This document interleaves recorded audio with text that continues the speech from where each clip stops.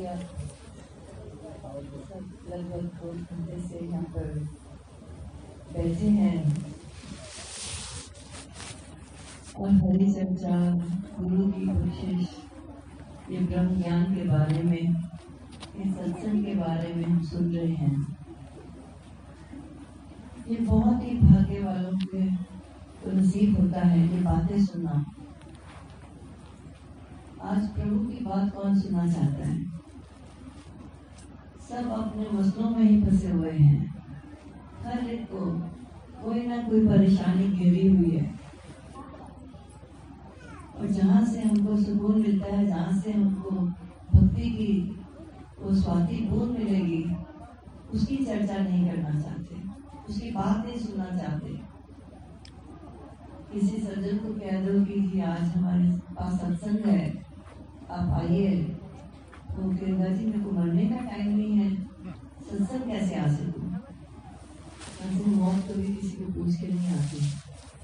मौत जब आती है तो हम नहीं कहते कि थोड़ी देर ठहर जाओ, एक दिन के बाद आना, मेरे बच्चे की शादी है कल, गृह प्रवेश है, तब मैं चलूंगा।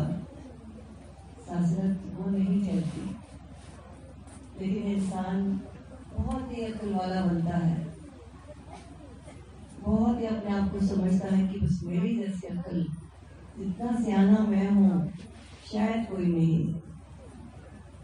ऐसे ही वो छोटी सी कहानी भी पढ़ी थी, ऐसे ही एक बहुत ही चतुर इंसान होता है, लेकिन उसका समय पूरा होता है तो यमराज यमदूत को भेजता है कि जाइए उसको लेकर आइए, और भी लंबी सी लिस्ट होती है। तो जब आता है तो ये कहता है कि भैया थोड़ी देर ठहर जाओ, मेरे कुछ काम है पूरे कर लूं। तो वो कहता है कि नहीं, देखो लिस्ट में सबसे ऊपर नाम आपका है, उसके बाद और भी बहुत है, मैंने सबके पास जाना है। सासे वो बहुत चतुर इंसान था, उसने कहा ठीक है आप इतनी दूर से आए हो, कुछ चाय पानी तो पी लो। सासे ने जब उसको चाय दी और बीच में कुछ इस तरह से कुछ दवाई डाल दी, जिसको पीते ही वो बेहोश हो गया। अब जब बेहोश हुआ तो इस चतुर इंसान ने अपना नाम ऊपर से निकालकर उसको सबसे नीचे लिख दिया कि मेरे को थोड़ा वक्त मिल जाएगा। तो सासे ने जब उसकी निद्रा खुली तो कहते हैं कि तुमने तो इतनी अच्छी चाय पिलाई है, इतना मेरा स्वागत किया, मैं तो इतनी मस्ती में सो गया, मेरे को पता ही नहीं चला। तो ऐसा करता हूँ मैं ऊपर से नहीं, मैं नीचे से लिस्ट करता हूँ। सल्तनत उसने नीचे से नाम लिया। तो कहने का भाव तो यही है कि हम कितनी भी चतुराई करें, लेकिन इस ईश्वर के आगे, इस प्रभु के आगे हमारी कोई चतुराई नहीं चलती। जो होना होता है वो होके रहता है, और जो नहीं होना हम लाख कोशिश करें वो काम करने के लिए, वो नहीं हो पाएगा। तो संत महात्मा समर्पण करते हैं सत्य के प्रति कि हम आपकी शरण है। अभी भी हम सिमरन करते हैं, तू ही निरंकार, मैं तेरी शरण हूँ, मैं तुम्हारी शरण में आया हूँ, मुझे बख्श, क्योंकि मैं तो पल पल गलतियां करता हूँ, मेरे को बख्शो। ये सिमरन संत ही कर सकते हैं, आप जैसे भक्त ही कर सकते हैं, क्योंकि आपको मालूम है कि हमारे पास तो कोई शक्ति है ही नहीं, ये तो इसकी दी हुई शक्ति है। आज हम जो चलते हैं, खाते पीते हैं, परिवार में रहते हैं, कारोबार करते हैं, ये किसकी शक्ति से? हमारे पास तो शक्ति नहीं है। कहने को कह रहे थे कि मेरा परिवार है, मेरे बच्चे हैं, मेरा बच्चा डॉक्टर है, इंजीनियर है, ये देखो इतना बड़ा बिजनेस मेरा है, ये दुकान मैंने नहीं खोली है, ये घर मैंने अच्छा बनाया है। तो अगर ये जिसमें आत्मा ही ना होती, ये श्वास ही ना चल रहे होते, तो हम क्या कर पाते? कुछ नहीं। और श्वास देने वाला कौन है? जो एक एक श्वास हम ले रहे हैं और उसको निकाल रहे हैं, ये किसके दिए हुए हैं? ये तो प्रभु के दिए हैं। किसी इंसान या साइंटिस्ट ने नहीं दिए हमको। ये जो इतनी अच्छी हवा चल रही है, ये किसने दी है? प्रभु ने, ईश्वर ने। चाहे वो जो भी सृष्टि के साथ बने हैं, नौ तत्व, शासगत, हम सब चांद सूरज तारे कह ले, धरती अग्नि पानी कह ले, वायु जीव आकाश कर ले, ये सब तो इस प्रभु के बनाए हुए हैं। ये केवल हम जीवों के लिए बनाया है कि हम सांस ले सके, हम रोशनी में चले। रात आती है ताकि हमको चंदा की शीतलता मिले और हम कुछ विश्राम कर सके। ऐसा तो हो ही नहीं सकता कि ईश्वर ने केवल सब कुछ अच्छा ही बनाया है। जहाँ सूर्य है वहाँ चांद भी है, रात्रि भी है। रात्रि मिलती है सोने के लिए, आराम करने के लिए। दिन भर जो भागदौड़ इंसान करता रहता है इस माया को पाने के लिए, वो अब थोड़ा कुछ आराम करे, विश्राम करे और फिर अपना दिन शुरू करे। प्रभु जो भी देता है वो सबके लिए होता है। किसी एक वर्ण के लिए, एक जात के लिए, एक भाषा, एक प्रांत के लिए नहीं होता, सबके लिए ऐसे एक समान। क्योंकि कोई भेद ही नहीं रखा इस ईश्वर ने, कोई जाति पाति का नहीं। हम चाहे अभी पैदा होते ही जो हम कह रहे थे ब्राह्मण हैं, पंडित हैं, हम तो नीची जाति के हैं, शूद्र हैं, बहुत गरीब हैं, ये तो इस दुनिया में ये बातें चलती हैं। वरना ईश्वर ने तो कोई ऐसी पहचान, कोई ऐसी मोहर नहीं लगाई जिसमें कि ये तो हिंदू है, ये मुस्लिम है, ये सिख है, ये ईसाई है, ये उच्च जाति वाला है, छोटी जाति वाला है। ईश्वर ने तो सबको एक समान बनाया। लेकिन हम ना समझ, हमें नहीं पता और हम ऐसी बातों में बस पड़े रहते हैं। ये भ्रम हमारा उम्र भर चलता रहता है। बचपन से जवानी हो जाती है, जवानी से बुढ़ापा, लेकिन फिर भी हम इस तरह से चलते हैं कि जैसे हमें ये दुनिया के राजा तो हम ही हैं, सब हमसे छोटे हैं, हमसे कमजोर हैं। लेकिन जब ये प्रभु ये श्वास ले लेता है, ये आत्मा, सबसे हम सब जानते हैं ये तो शरीर 5 तत्व का बना है, तो ये 5 तत्व तो यहीं रह जाते हैं। लेकिन ये आत्मा कहाँ जाती है, उसका भेद शासन केवल सद्गुरु ही बता सकता है। और हम कितने भाग्यशाली हैं, हमको बरसों बरस से सद्गुरु का आशीर्वाद मिलता रहा, ये ब्रह्म ज्ञान मिलता रहा।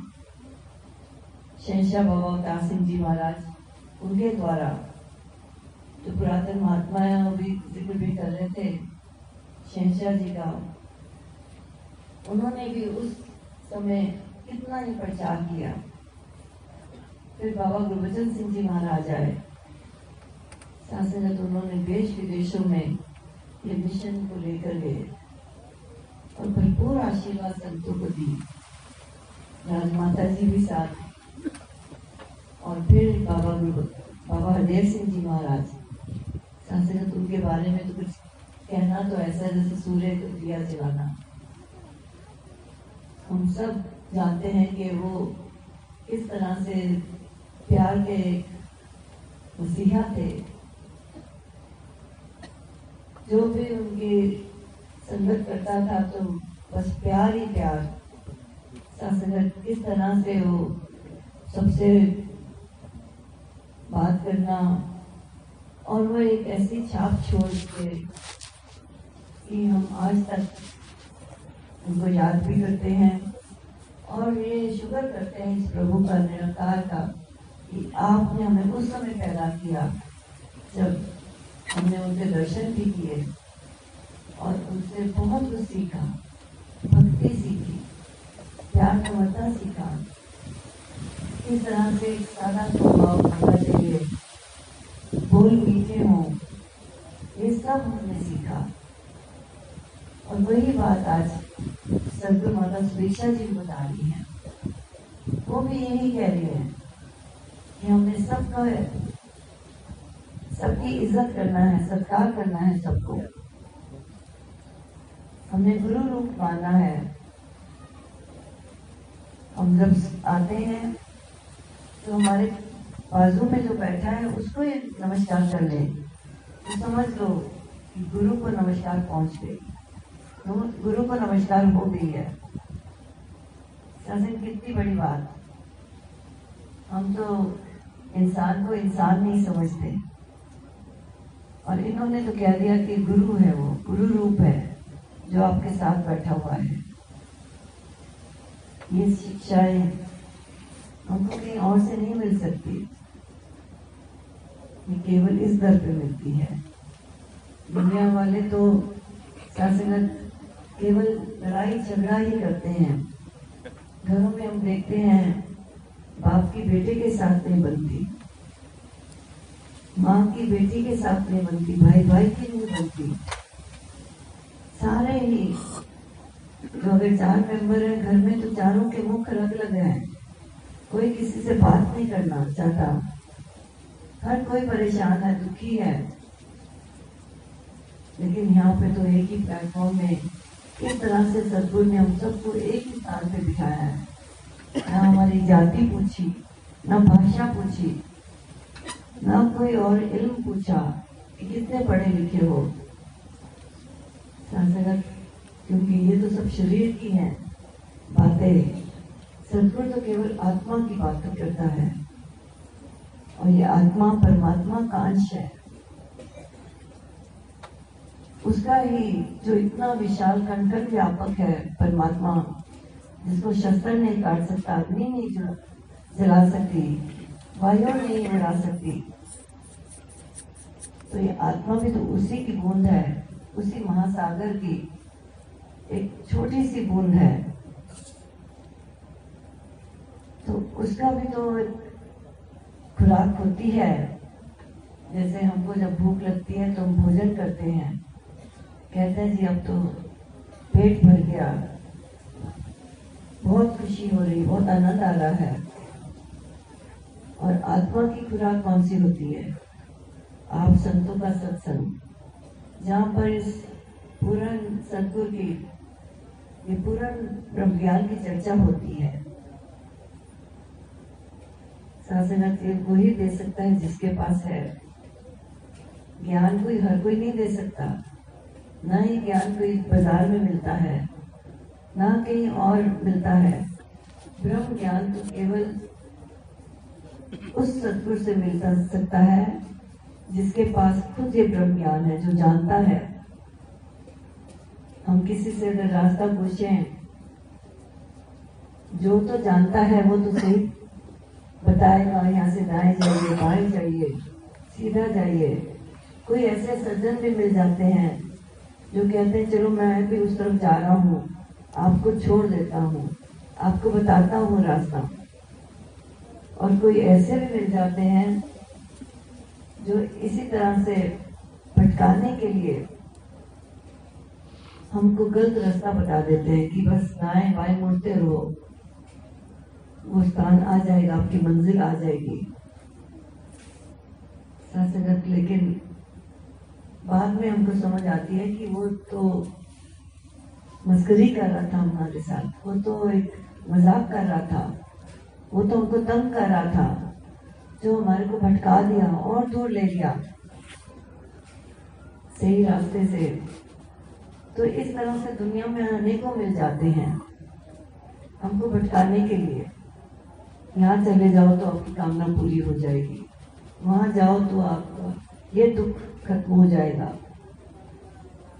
लेकिन इस आत्मा को तो प्रभु की प्यास होती है। ये जो चमत्कार मिरेकल्स होते हैं, ये तो सद्गुरु ही कर पाता है। और वो सद्गुरु जो पूर्ण होता है वो कभी चमत्कार नहीं दिखाता, ना ही करके दिखाता है, ना उसका कहीं पे चर्चा करता है। ये हम इंसान जब ब्रह्म ज्ञान ले लेते हैं तो हम अपनी वाणी से कहते हैं कि पहले मैं क्या था और अब मैं क्या हूँ। हमारे लिए तो चमत्कार हो गया, जो पहले भूखे पेट सोते थे आज भोजन है, भरपेट सोते हैं। पहले पैदल चलते थे, साइकिल मिली, ये भी चमत्कार हो गया। पहले छत नहीं थी सर पे, अब छत है, तो ये भी बहुत बड़ा चमत्कार है। लाखों लोग तो ऐसे खुले में सड़क के किनारे सोए रहते हैं। आप जिनको छत है नसीब, तो आपके लिए तो बहुत बड़ी बात है। शुक्र है इस सतगुरु का, इस निराकार का, प्रभु परमात्मा का, जिसने सब कुछ दिया हमें। लेकिन इंसान इतना बेशुक्र होता है कि वो इसका शुक्र तो करता नहीं है, लेकिन मांगे करता रहता है। वो लिस्ट इतनी लंबी होती रहती है, साइकिल से स्कूटर तक आ जाती है, स्कूटर से 4 व्हीलर तक, और फिर वो भी लेटेस्ट गाड़ी। सबसे पहले कच्चा घर होता है, फिर पक्का घर चाहिए, अपना घर चाहिए, निजी घर चाहिए। संतान नहीं है तो संतान चाहिए, फिर उसकी परवरिश करना, उसको पढ़ाना लिखाना, उसको सेट करना। तो इस तरह से ये जो लिस्ट है ये तो खत्म ही नहीं होती। इंसान खत्म हो जाता है, लेकिन ये लिस्ट नहीं खत्म होती। कुछ ना कुछ जीवन में चलता ही रहता है। तो शांति कब मिलती है? जब हमें ब्रह्म ज्ञान मिलता है और पता चल जाता है कि ये तो इसी की देन है। ये कोई हमारे मांगने से या ना मांगने से नहीं कुछ फर्क पड़ता। जो इसने देना है वो तो देना ही है। फिर शुक्राना निकलता है कि शुक्र है हे प्रभु, आपने ये भी दिया मेरे को। चाहे छोटा घर है लेकिन है तो अपना, चाहे 2 व्हीलर है, मेरे को जल्दी तो पहुंचा देती है पैदल चलने से।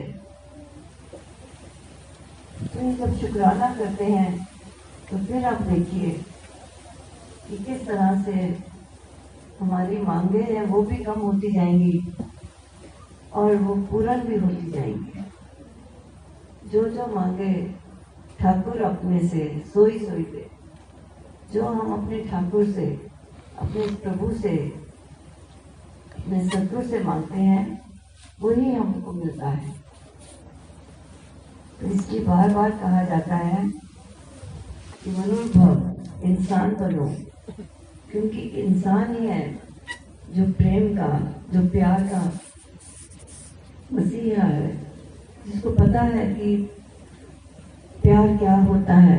किसी गिरे को उठाना प्यार है, प्यासे को पानी पिलाना प्यार है। ये इंसान का कर्म है। भूखे को रोटी खिलाना। इंसान तो इसलिए बना है, लेकिन दुनिया में आते ही इंसान क्या करने लग पड़ता है? जो खड़ा है उसको गिराता है, जिसका काम अच्छा है उसका बिगाड़ता है। ऐसी ही फितरत में इंसान बस मस्त हो जाता है इस माया में, अपनी मैं के अहंकार में, कि मेरे से आगे कौन कोई जा सकता है, मेरे से बड़ा कोई हो ही नहीं सकता। जितना धन मेरे पास है किसी के पास नहीं, जितनी बुद्धि मेरे पास है किसी के पास नहीं। तो साथ संगत इस मैं के चक्कर में इंसान खाली हाथ जाता है। दुनिया के सुख तो यही रह जाते हैं। आज तक कौन है जो धन दौलत साथ लेके गया हो? कहते हैं कि सिकंदर भी जब कहते हैं कि उसने लगभग पूरी धरती पर कब्जा कर लिया, जीत लिया, थोड़ा सा हिस्सा बाकी था, तो उसका यही ध्यान था कि मैं इसको भी जीत लूं। अलेक्जेंडर द ग्रेट, ताकि सब मेरे को याद करे कि इसने पूरी दुनिया का फतेह किया था। लेकिन अंत समय तो आता है, सभी का आता है। तो जब उसका अंत समय आया तो कहता है कि जल्दी से सारे खजाने भर लो और वो भी मेरे साथ ऊँटों पे घोड़ों पे रख दो, क्योंकि मैं जहाँ जाऊंगा मेरे को सबकी जरूरत पड़ेगी। तो किसी सज्जन ने बताया कि राजा, तू ये सब नहीं लेके जा सकता, वहां पे तो तिनका भी तेरे साथ नहीं जाएगा, एक सिक्का भी नहीं तेरे साथ जाएगा, ये सब चीजें कैसे लेके जाओगे? तो उसको बहुत गुस्सा आया। कहते कि मेरे को पहले क्यों नहीं बताया? जब मैं लहू बहा रहा था, लूट रहा था, शहरों को, गांव को धन इकट्ठी कर रहा था, तब क्यों नहीं बताया कि राजन इसका कोई फायदा नहीं है, ये तो सब कुछ इधर रह जाने वाला है।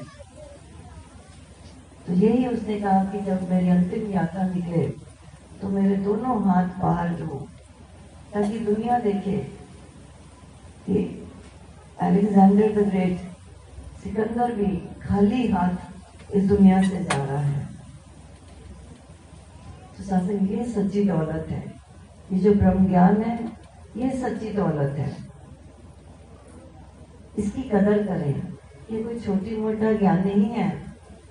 ये जो हम गुरु ने इशारा दिया, अभी भी 2 तलियों का इशारा हो रहा था, महापुरुष कह रहे थे इतनी सिंप्लिसिटी से, जो हमको ये आराम से सहज में एक साधारण रूप में इतना बड़ा ज्ञान मिल गया है, उसको हम छोटा ना समझे। सबसे बड़ा वही है, उससे बड़ा कुछ हो ही नहीं सकता। तो शासन, हम बहुत ही भाग्यशाली हैं जो हमें ऐसा सद्गुरु मिला, जिसने इस रमे राम को हमें बिल्कुल सामने लाकर दिखा दिया, बता दिया, इशारा कर दिया कि ये देखो अंग संग जो है, हमारे अंग के संग है, आंखों की पुतलियों से भी करीब है, शारक से भी करीब है वो खुदा। केवल एक इशारा किया, हमको कुछ छोड़ने को नहीं कहा कि अपना नाम चेंज कर लो, ये खाना छोड़ दो, ऐसा पहरावा मत पहनो, कुछ भी नहीं हमें बदलाव किया। हम जैसे जीते थे, जैसे रहते थे, जो खाते पीते थे, जैसे कपड़े पहनते थे, सब वैसे का वैसा ही है, हमारी जात नहीं बदली। ऐसा दयालु सद्गुरु कहाँ मिलेगा, जिसने इतना भंडार हमको दे दिया, इतने सुख दे दिए और हमसे कुछ भी नहीं लिया। ये गुरु की निशानी होती है कि वो केवल देता ही है, वो दातार होता है, वो देने वाला होता है। हम सब तो मांगते हैं, हम तो मांगने वाले हैं कि हमें ये चाहिए, वो चाहिए। वैसे ही संतों की कीमत बढ़ जाती है।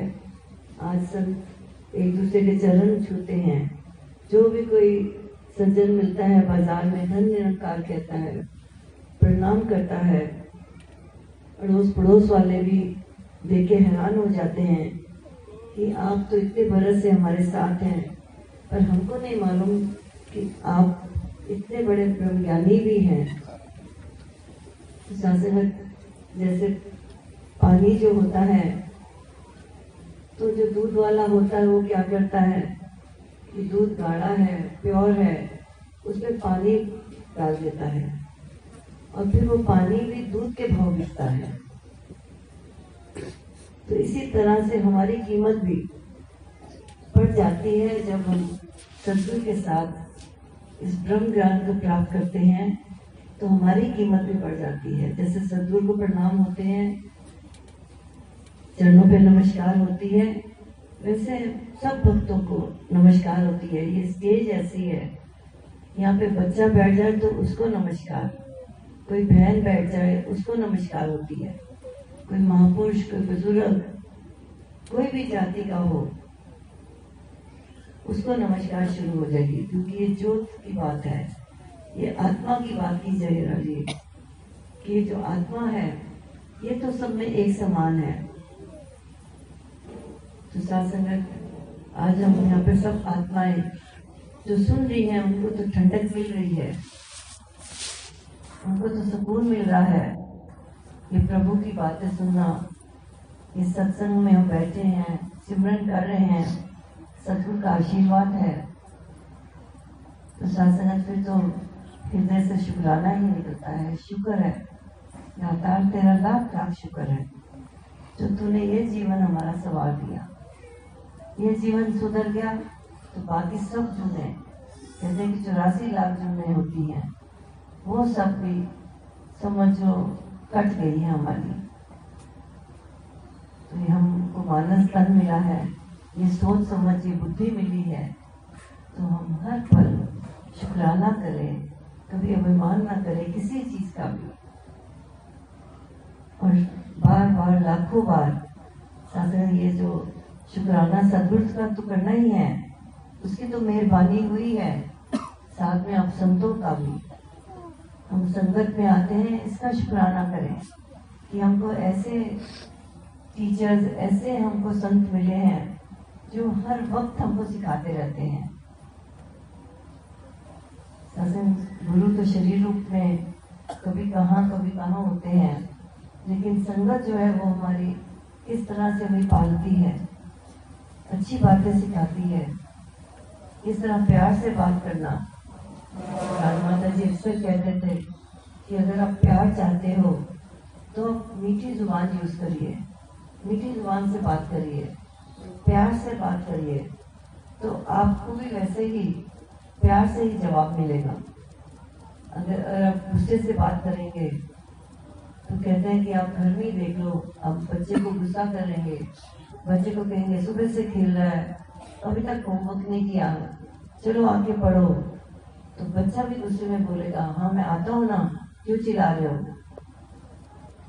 तो शासन अगर हम प्यार से कहेंगे बेटे आ जाओ, अब पढ़ने का टाइम हो गया है, तो वो भी कहेगा ठीक है मम्मी मैं आ रहा हूँ अभी। तो प्यारी भाषा में बहुत ही असर होता है। हम किसी से भी तो प्यार के 2 शब्द कर लें, उम्र भर वो याद रखता है कि वो इंसान मिला था, उसने प्यार से मेरे से बात करी, इतनी मेरे को इज्जत दी। तो यही बात आ जाती है कि जो हम देते हैं वही पाते हैं। हम इज्जत देंगे तो इज्जत पाएंगे, हम खुशियाँ देंगे तो खुशियाँ पाएंगे। जो देंगे हम वही पाएंगे। जैसे दुनियावी तौर पे भी कहते हैं कि जो बीजोगे वही पाओगे। अगर हम कनक बीजेंगे, गेहूँ बीजेंगे तो गेहूँ ही मिलेगी, अगर चावल बीजेंगे तो चावल की धान आएगी। ये तो नहीं है कि चावल के बीज डाले लेकिन आम की उपेक्षा हो कि आम मिल जाएंगे। अभी देखो आम आएंगे, आम तो तभी मिलेंगे जब आम का पेड़ लगाएंगे, उसके बीज डालेंगे। इसलिए हम अच्छे बीज, पॉजिटिव बीज, साथ अच्छी बातें करें, अच्छे लोगों के साथ मिलना बैठना हो। संत जनों का संग सबसे उत्तम संग है, क्योंकि हमको हर पल एक शिक्षा मिलती है। तो आज हम यहाँ पे कितने भाग्यशाली सब बैठे हैं, जिन्होंने ज्ञान प्राप्त कर लिया वो तो भाग्यशाली है ही, उन्होंने तो अपने जीवन का कार्य कर ही लिया है।